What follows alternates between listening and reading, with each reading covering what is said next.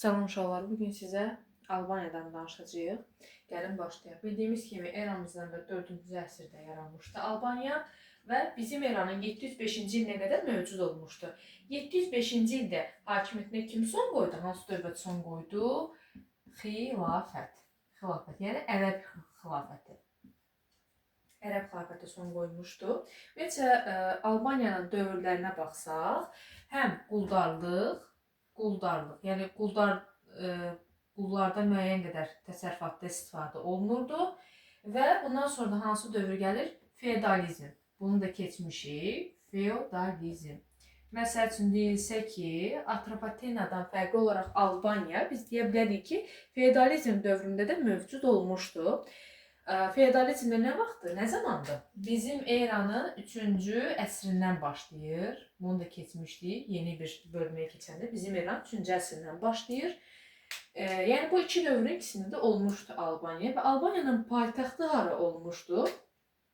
Birinci paytaxtı olmuşdu Qəbələ. Bildiyimiz kimi Qəbələ də şimalda yerləşir. Atropatena cənubdaydı. Albaniya isə şimalda yerləşirdi. Birinci paytaxtı olmuşdu Qəbələ. İkinci paytaxtı isə olmuşdu hara? Bərdə şəhəri. Bərdə şəhəri neçənci ildə olmuşdu? Bu dövlətin yaranmasından, yəni eramızdan əvvəl 4-cü əsrdən bizim eranın 444-cü ilinə qədər olmuşdu, düzdürmü? Bərdə şəhəri nə zamana qədər paytaxt olub? Bizim eranın 444-cü ilindən bizim eranın 705-ci il, yəni süqutuna qədər paytaxt olmuşdur. Və nə deyə bilərik burada? Məsəl üçün Albaniya Roma ilə döyüşmüşdü. Bunlar arasında 2 dənə döyüş bilirik. Deməli, eramızdan əvvəl 66-cı il Kür döyüşü var burada. Kür döyüşü və eramızdan əvvəl 65-ci il Qanıq döyüşü var. Qanıq döyüşü var və ikinci Kürdə keçmişik biz Albaniya tarixində. O da bizim eranın, artıq bizim era olacaq, bizim eranın 662-ci ilində olmuşdu. Bu iki döyüş, bax bunların iki döyüş, bunlar ikisi də Albaniya və Roma arasında olmuşdu və ikisində də Roma qalib gəlmişdi, yadınıza saxlayın və burada hökmdar Oroys olmuşdu, ikisində də hökmdar Oroys olmuşdu. Bu döyüşdə şəxsən Oroys özü başçılıq eləmişdi döyüşə. Bu döyüşdə, yəni Qanıq döyüşündə isə onun qardaşı Kozis vuruşmuşdu və ağır ölümcül yaralanmışdı. Yəni sərkərdə idi, hökmdar deyildi. Hökmdar bunların hər ikisində də Oroys olmuşdu bunlarda. Ancaq bizim eranın 662-ci ilində hökmdar Cavanşir idi və bu Kürdü. Bunun da qabağına yazaq Kür döyüşü. İkinci Kür döyüşüdür bu. Birinci Kür isə budur. Mən sizə desəm ki, birinci Kür nə zaman olmuşdu? Eramızdan əvvəl 66-cı il. İkinci Kür nə zaman olmuşdu? Bizim eran. Bunlar eramızdan əvvəldir. Bu bizim eranın 662-ci ilidir. Və bundan sonra da digər Kür döyüşləri də var. Onları sizinlə keçəcəm. Və bu qədər. Bu deməli Albaniya Roma arasında olmuşdu, bizə Alban-Xəzər arasında olmuşdu. Bu döyüşdə isə kim qalib gəlmişdi? Bu döyüşdə qalib gəlmişdi Albanlar. İndi bunu silim. Digər bir hissəni sizə izah edəcəm. Videonu saxlayıb, SS edib, konspekt edib bilərsiniz. Daha sonra nəyi izah edeyim sizə? Gəl bunları mən sizə aydın yazın. Ümumiyyətlə bu döyüşləri. Ümumiyyətlə Sasani Roma, daha doğrusu Alban Roma arasında Albaniya və Roma arasında döyüşləri konkret olaraq yazın. Yadınızda saxlayın. Deməli, birinci olmuşdu. Birinci döyüşümüz olub eramızdan əvvəl 66-cı il. Bu nə idi? Kür döyüşü. Kür döyüşü. Belə qoyun. Burada kim qalib gəlir? Plus qoyuramsa, deməli burada qalib gəlir Roma. Məğlub olub Albaniya. Düzdürmü? İkinci döyüşümüz olacaq burada. Deməli, eramızdan əvvəl 65. Bu hansı döyüş idi? Qanıq. Qanıq döyüşü. Qanıq döyüşündə də kim qalib gəlir? Roma. Bu döyüşdə hökmdar özü başçılıq eləmişdi, yəni Oroys. Burada kim? Bunun qardaşı kim? Kozis. Sərkərdə olaraq Kozis götürürük. Amma bu iki döyüşün ikisində də hökmdar kim idi? Oroys. Yəni bunları qarışdırmayaq. Oroys olmuşdu ikisində də. Və bir də burada Albaniya üzərinə Zober'in, daha doğrusu Romanın Albaniya üzərinə bir dənə də yürüyüşü var. Eramızdan əvvəl, daha buraya 3-cü yazaq. Döyüşün adı yoxdur. Ancaq 3-cü yazaq bura. Nə zaman idi? Eramızdan əvvəl 36-cı ildə Alban hökmdarı bildirmişdi ki, mən sənə sadiq qalacağam. Bunu da yadınıza saxlayın. Ümumiyyətcə, Albaniya və Roma arasında dostluq əlaqələri olmuşdu. Adrian dövründə daha da yüksək səviyyədə olmuşdu. Amma belə 3-cü əsrə qədər bizim eranın 3-cü əsrinə qədər bunlar arasında münasibətlər davam eləmişdi. Sosial, mədəni, iqtisadi bu əlaqələr dostluq cəhətdən inkişaf eləmişdi.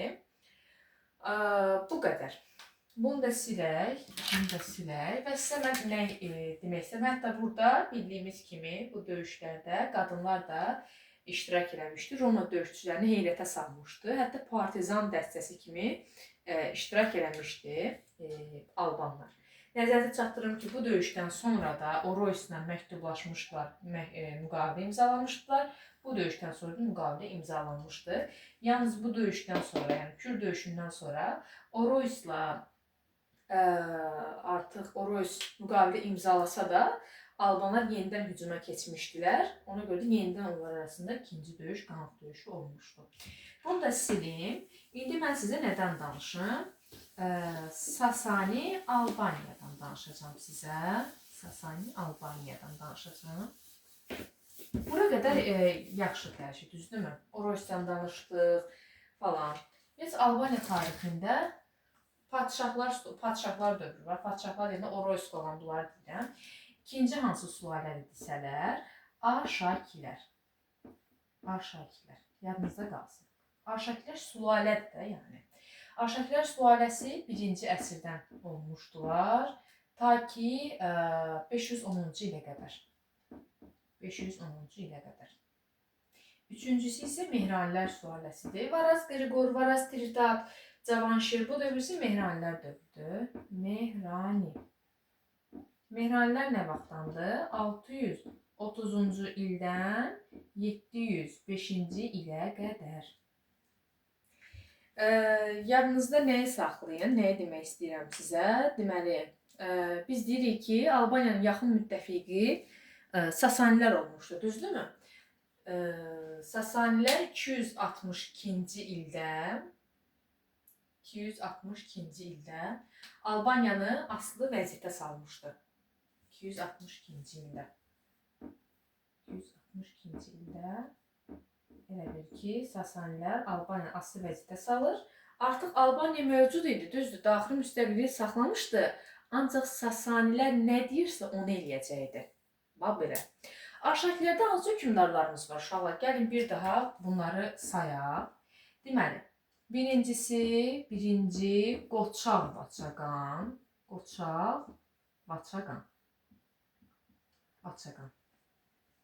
İkinci olaraq hansını deyəcəyik biz? İkinci olaraq, deməli, 313-371-ci illərdə kim idi? Urnayr idi. Urnayr, bunların adını eşidirik. Başqa hansı hökmdarımızın adı var idi? Urnayr var burada. Daha sonra var ikinci Vaçı. Daha sonra da var kim? Üçüncü Mömin Vaçaqan.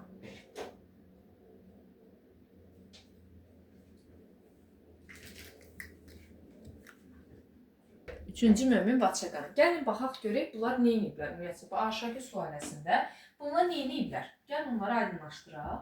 Deməli, belə deyim ki sizə. Birinci Qoçaq Vaçaqan bir açar söz kimi. Qoçaq sözünə yadınızda saxlayın. Qoçaq sözünü harda görürüz? Qoçaq çıxdı, belə Cəhd çıxdı, neylədi? Bütün vilayətləri mərkəzləşdirdi. Bütün vilayətləri özünə tabe elədi Albaniya. Mərkəzləşdirilmiş bir dövlətin əsasını qoydu. Biz də demişdik, mərkəzləşdirilmiş nədir? Bütün ərazilər hamısı bir hökmdara tabedir. Bunu birinci qoşaq Vaçaqan eləyib yadınızda saxlayın. Sonra keçirik Urnayra. Məsəl üçün, nə etmişdi Urnayr? Xristian dini rəsmi dövlət dini eləmişdi. Neçənci ildə? 313-cü ildə. Ən yaxın müttəfiqi kim idi? Sasanilər idi. Düzdürmü uşaqlar? Və bunun dövründə hansı döyüşlər olmuşdu? 359 Amid döyüşü. 371-ci ildə Dizirav döyüşü. Dizirav döyüşü olmuşdu. Yadınızda saxlayın ki, ümumiyyətlə bu iki döyüşün ikisi də kimlər arasında olmuşdu? Sasani və Roma arasında olmuşdu və Albanlar bu dövrdə, yəni Arşaklar sülaləsindən olan Urnayr kimin tərəfində idi? Sasanilərin tərəfində idi. Ona görə bu iki döyüşü deyəndə yadımıza saxlamalıyıq ki, bu iki döyüş kimlər arasında olmuşdu? Deməli, Sasani, bura plus yazırıq Albaniya hökmdarı, çünki Sasani qoşunları nə edirdi? Ərzaqla, hərbi silah-sursatla təmin edirdi, köməklik edirdi. Həm də bu döyüşlərdə iştirak edirdi və kim arasında? Roma arasında. Bunlardan hansında Sasani Albanlar qalib gəlmişdi? Amidin A'sı, Albaniyanın A'sı. Belə yadınızda saxlayın ki, Amid döyüşündə onlar qalib gəlmişdi. Roma hansı döyüşdə qalib gəlmişdi desələr, Roma qalib gəlmişdi. Hansı döyüş? Dizirav döyüşündə. Və bunun nəticəsində nə olmuşdu? Cənubi Qafqaz kimlər arasında bölüşdürüldü? Sasani və Roma arasında bölüşdürüldü. Və bir nüansını nəzərinizə çatdırım ki, Albaniya yenə də Sasanilərin tərkibində qalmışdı. Yəni Romaya verilməmişdi. Heç vaxt bunu yadınızda saxlayın. Başqa nədən danışacağım sizə? İndi keçirik ikinci Vaçi. İkinci Vaçi nə eləmişdi? Bayaqda dedim. Paytaxt götürmüşdü uşaqlar. 444-cü ildə nə eləmişdi? Paytaxt götürmüşdü. 444. Hara götürmüşdü paytaxtı? Qəbələdən Bərdəyə. Yadınızda saxlayın. Onun dövründə bir də nə olmuşdu? 457-463-cü ildə Sasanilərə qarşı azadlıq hərəkatı olmuşdu. Bu hərəkatı, deməli, kim yatırdı? Sasanilər yatırdı. Yəni, Sasanilər qalib gəldi, əhalini cəzalandırdı və daha sonra nə eləmişdi? Bu dövrdə vergilər daha da artırmışdı. Cəza kimi də, yəni cəza olaraq verilmişdi. Və siz burada ümumiyyətcə eşidəcəksiniz, kimləri eşidəcəksiniz, mən onu deyim, yanınıza qalsın. Deməli, burada mərzbanlıq dövrü var. Sizə qəribə gələ bilər ki, mərzbanlıq dövrü nədir ümumiyyətcə? Yadınızda saxlayın, Sasanilərin dövründə müəyyən ərazilər kimlər idarə edirdi? Mərzban. Mərzban nə deməkdir? Canişin. Mərzban deyəndə avtomatik yadınıza düşsün dəqiqə. 3-cü Tutmosun dövründə də mərzbanlar var idi. Misiri onların vasitəsilə idarə. Mərzban idi, yəni canişinlər vasitəsidir. Mərzban canişin deməkdir. Yəni məmur idi. Məmur. Bizdə icra hakimləri var. Məsələn, Sumqayıtın öz icra hakimi var, Bakının öz icra hakimi var. Yəni, o qayda qanunları onlar bildirirdilər. Bütün mərkəzə, baş mərkəzə onlar çatdırır. Burada da elə. Hər vilayətdə canişinləri qoyurlar ki, oradakı bütün qayda qanunları nəzarət eləsin. Nə oldu, nə xəbər oldu, gəlsin dövlətin başçısına çatdırsın. Bu onun üçün idi. Deməli, İkinci Vaçi azadlıq hərəkatı edir və bu azadlıq hərəkatı 463-cü ildə yatırılır. 463-cü ildə üsyan yatırılır. Bundan sonra Sasanilər deyir ki, mən sizi cəzalandırıram və sizdən heç bir hökmdarı ölkəni idarə eləməyə qoymuram. Və o nə eləmişdi? O nə edir? Bu dövrdə deməli 463, 487-ci illərdə kim idarə edirdi Albaniyanı? Mərzban idarə edirdi. Yəni bu dövrdə hökmdar idarə eləməyib dövlət, uşaqlar, yadınıza saxlayın. Və bu dönəmdə, bu mərzbanlıq dönəmində Sasanilər kimlə müharibə aparmışdı? Axund dövlətinə müharibə aparmışdı. Biz onu gələcək dərslərdə keçəcəyik, görəcəksiniz. Axund dövlətinə mübarizə aparmışdı və məğlub olmuşdu. Avtomatik dili qısalıb ki, məğlub olub, zəifdir. Bunlar da avtomatik olaraq, yəni Alban əhalisi Sasani mərzbanların dövründə nə edirdi? Çoxlu üsyanlar edirdi. Sasaniləri bu daha da nə edirdi? zəiflədirdi. Bundan sonra da Albaniyadan razılığa gəlir, Albaniyanın daxili müstəqilliyini bərpa eləyir, vergilər azaldılır, bir də Alban əhalisinin dini etiqadını tanıyır. Bu qədər. Və burada var idi 481-484-cü il üsyanları da var idi. Bu üsyanlarda Albanlar qalib gəlmişdilər Sasanilərə və müqavilə imzalanmışdı. Buna əsasən Albaniya artıq daxili idarə etmə hüququnu bərpa elədi və xristianların təqibi dayandırıldı Albaniyada. Daxili idarə etmə hüququ nə idi uşaqlar? Onu deyim sizə yadınızda qalsın. Yəni artıq Albaniya öz hökmdarlarından kimisə gətirə bilərdi hakimiyyətə. Artıq ölkəni hökmdar idarə edə bilərdi. Bunu da belə yadınızda saxlayın. Bir də keçirik 3-cü Mömin Vaçaqana. 3-cü Mömin Vaçaqan uşaqlar adından göründüyü kimi mömin nədir? Dini işlərlə məşğul olan, düzdürmü? Qoçaq nədir? Tez oldu, astagəl deyil. Görürsünüz ki, həmən vilayətləri birləşdirdi. Mömin nədir? Dini işlərlə məşğul olan. 488-ci də nə etmişdi? Aguyen kilsə məclisini çağırmışdı, düzdürmü? Xristianlığı təbliğ eləmişdi. Xristian məktəbləri açdırmışdı. Kilsə məktəbləri, kilsələr açdırmışdı yeni. Bu da ümumiyyətlə bu kilsə qanunları nə idi? Bu kilsə məclisini çağırır, eləyir, xristianlığı daha da yayır ölkədə. Düzdür, bütün əhaliyə yaya bilməsələr də müəyyən hissəsini yaymışdılar. Və bu sənədlər bizim dövrümüzə çatan yeganə hüquqi sənədlərdir uşaqlar. Onu da yadınızda saxlayın. Və 3-cü Mömin Vaçaqan neçənci ilə neçənci ilə qədər olmuşdu hakimiyyətdə desələr, neçənci illər olmuşdu? 487-ci ildən 400, yəni bu ildən sonra axı bərpa eləyir daxili müstəqilliyini.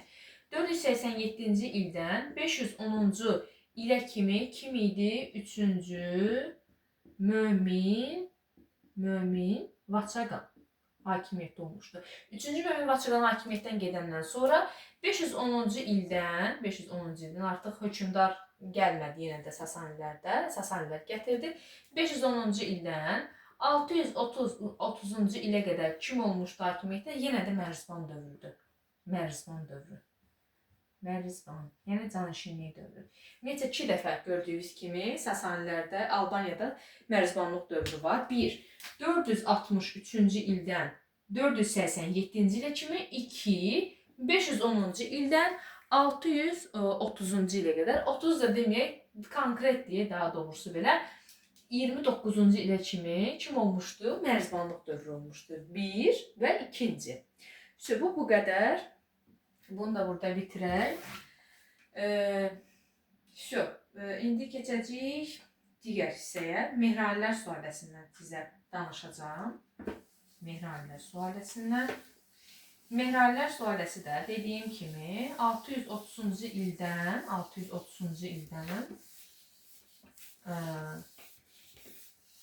705-ci ilə kimi olublar hakimiyyətdə. Mehranilər 3-cü sülalə hansı idi? Mehrani 630-cu ildən 705-ci ilə kimi olmuşdu hakimiyyətdə. Hansı hökmdarları olmuşdu?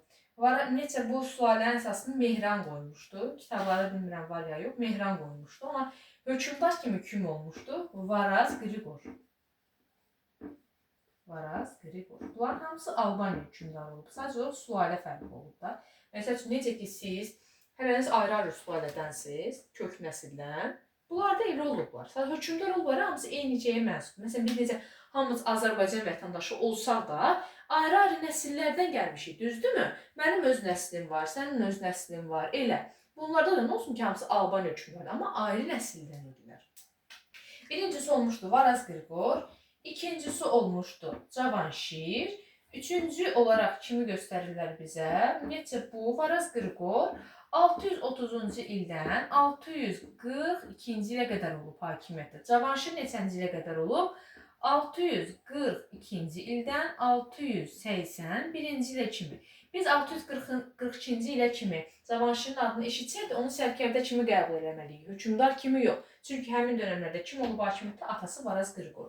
Üçüncüsü isə olub Varaz Tridat, yəni Varaz Tridat neçənci ilə qədər bizə elə deyirlər ki, sonuncu hökmdar.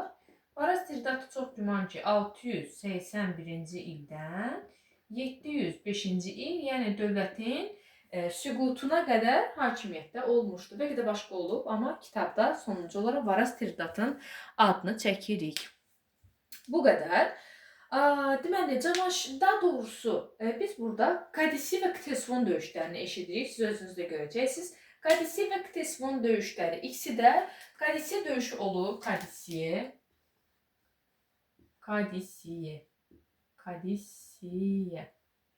636. Düzdürmü? Ktesifon nə vaxt olub? Yəni Ktesifon mədain də yazılır. Ktesifon. 637. Bunların ikisi uşaqlar. Sasanilər və daha doğrusu Sasani ərəb arasında olub. Yenə də Sasanilərə kömək edən kim idi? Albaniya. Yəni Albaniya yenə də müttəfiq idi. Düzdürmü?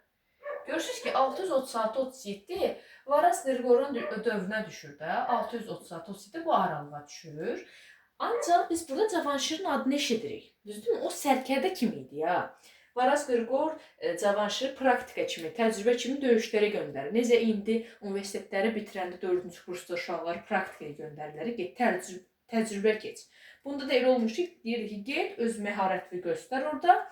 Ya, bu dövrdə də hakimiyyətdə Sasani hökmdarı kim idi? 3-cü Yezdəgir idi uşaqlar. 3-cü Yezdəgir baxmayaraq ki, bu iki döyüşün ikisində də Sasanilər məğlub olur. Amma ərəblər qalib gəlir. Amma yenə də ruhdan düşmürlər ümumiyyətlə Sasanilər. Cavanşir ruhdan düşür, tezdən yenə öz ölkəsinə qayıdır. Amma öz məharətini göstərə bilir. 3-cü Yezdəgir hər də onu mükafatlandırır. Mükafatlandırma da var burada. Deməli, bu iki döyüşün adını eşidirik biz. Ümumiyyətlə, Cavanşirin çox böyük bir sərkərdəliyi, qabiliyyəti olmuşdu. Cavanşir neyləmişdi ümumiyyətlə? Yəni, Cavanşirin dövründə bunu SSD-yə istəyirsiniz, konspekt olaraq yazın, lazım olacaq sizə. Tezdən silim buraları. Yəni, bunu konspekt olaraq yazın. Əsas hissələri sizə izah edirəm. Digər hissələri isə yenidən kitabdan oxuyarsınız. Çünki gördüm, siz buraları qarışdırırsınız. Onu göstərim ki, sizə video şəklində çəkin, göndərim. Deməli, indi neyəcəyik burada? Biz keçirik Varaz, daha doğrusu Cavanşirin dövründə kimlərlə yaxınlaşmışdı? Birinci olaraq burada götürəcəyik, ümumiyyətlə bildiyimiz kimi, həm Sasanilər süquta uğramışdı 651-ci ildə. Albaniya süquta uğrayıb 705-ci ildə. Bunların hər ikisini kim süquta uğratmışdı? İkisini də süquta uğradıb Ərəb xilafəti.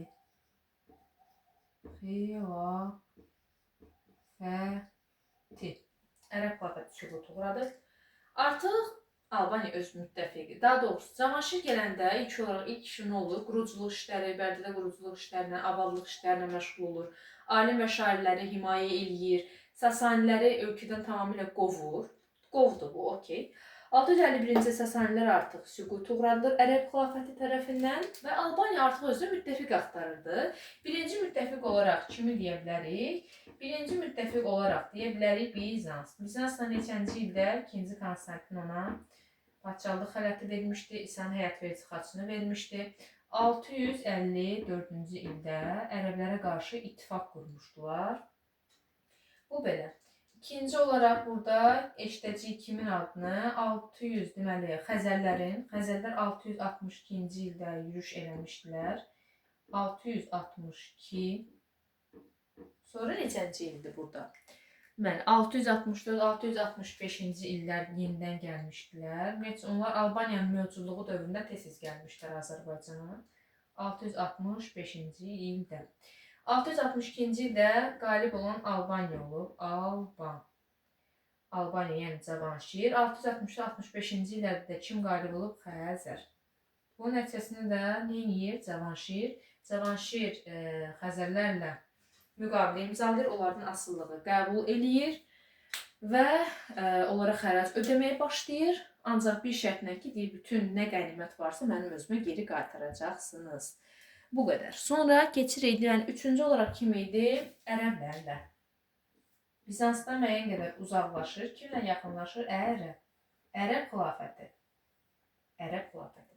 Ərəb xilafətindən nə zaman idi? 667-ci ildə bir dəfə, 670-ci ildə ikinci dəfə hansı şəhərə getmişdi uşaqlar? Dəməşq şəhərinə. Dəməşq oranın paytaxtı olub. Dəməşq şəhəri orada paytaxt olmuşdu. Bu şəhərlərdə gedir, bu illərdə gedir. Deməli, ərəblərə onlarla müqavilə imzalanır. Müqavilənin nəticəsində nə olmuşdu? Vergilər 1/3 qədər azaldıldı. Daxili müstəqilliyinə Albaniyanın toxunmur. Belə, daxili müstəqilliyə toxunmur. Və bunun da bir sıra səbəbləri var idi. Sərvət, hərbi strateji mövqe və Cavanşirin şəxsi nüfuzu. Bundan sonra Bizans artıq qısqanclıqla yanaşır. Niyə qısqanclıqla yanaşır? Deyir ki, sən məndən uzaqlaşıb ərəblərlə müqavilə imzaladın. Halbuki mən də sənin ittifaq qurmuşdum. Və bunun qisasını almaq üçün 681-ci ildə sui-qəsd təşkil olunur Cavanşirə və 681-ci ildə nə baş vermişdi? Sui-qəsd nəticəsində Bizanspərəst qüvvələr tərəfindən Cavanşir öldürülür. Cavanşir öldü. Bu getdi. Ondan sonra da hakimiyyətə qardaşı oğlu Varat Tirdat gəlmişdi. Və mübarizə meydanına çevrilir artıq Albaniya. Artıq hökmdar mövcud deyil. Kimlər mübarizə aparırdı? Bizans, Xəzər, ərəblər mübarizə aparırdılar. Belə bu dövrdə də deməli artıq 705-ci ildə ərəb xilafəti Albaniyanın varlığına son qoyur. Mehralilər sülaləsi də hakimiyyət başa çatır. Ümumiyyətlə Albaniyanı artıq 705-ci ildən sonra heç bir yerdə adını eşidə bilməzsiniz. Bu qədər. Buradan sonra bitir. Bir də sizə hansı döyüşləri müəyyən qədər məlumat verim. Biz Kadisiyek, Tesfon döyüşlərindən danışdıq. Mən istədim mehralləri tam izah edeyim, sonra müəyyən qədər bu döyüşlərdən də danışım.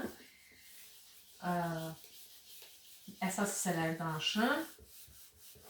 Nəhavənd və Həmədan döyüşləri olmuşdu. Deməli, 639-cu ildə ərəblər, daha doğrusu 633-cü ildə gəlir ərəblər. İraq və Şam şəhərlərini tutandan sonra Cənubi Azərbaycana gəlir, Azərbaycana. 636-37 Kadisiyek, Tesfon dedik. 642-ci il Nəhavənd və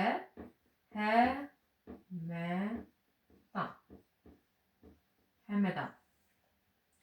600, daha doğrusu mən indi illəri birinci olaraq kitabda həmişə bunu verir. Göz yaddaşımla yadda saxlamışam. 643-cü ildə Cəlmidan döyüşü var. Cəlmidan döyüşündə keçmişik. Bunların hamısında ərəblər qalib gəlmişdi. Cəlmidan döyüşü ilə nə olur? Albaniya və Qafqaz yoluna yol açılmışdı. 644-cü ildə Muğanı tabe eləyirlər özlərinə ərəblər. Daha sonra burada nə eşidəcəyik biz? Belə. 643-cü ildə birinci Bələncər var. 643-cü il birinci Bələncər. Bələncər Dərbənd tərəfdə yerləşir, yuxarılarda yerləşir. 653-cü ildə neçəncidir? İkinci Bələncər. İkisində də kim qalib gəlir? Xəzərlər. Xəzərlər bir plus qoyuram. Mənfi, məğlub olma deməkdir. Ərəblər. Belə, neçənci ildə bəs Bələncər tutulur? 722-ci ildə ərəb Bələncəri tutur. Bura konspekt eləsəz daha yaxşı olar. Bələncəri tutur. Bu qədər. Bir də burada Savalan və Hilat döyüşləri də var. Savalan döyüşünün ilini qeyd edək ki, Savalan 731-ci ildir. 731 Savalan. Savalanda kim qalib gəlir? Xəzər. Burada da Xəzər qalib gəlir. Xəzərlər.